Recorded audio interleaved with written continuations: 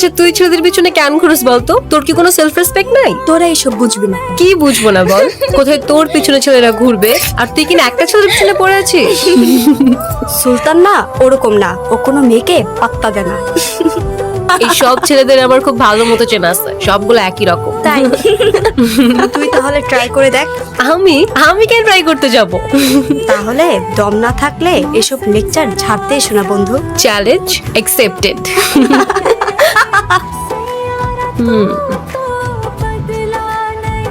আপনি? আমি Oishi. Thank you. Thank you. Okay, এগুলো ওদের জন্য।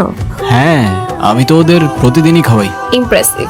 আপনি ওদেরকে খাবার খাওয়ান, এটা দেখে আমার খুব ভালো লাগছে। আপনি ভালো মানুষ, আর ভালো মানুষদেরকে আমি গিফট দিই। নিন।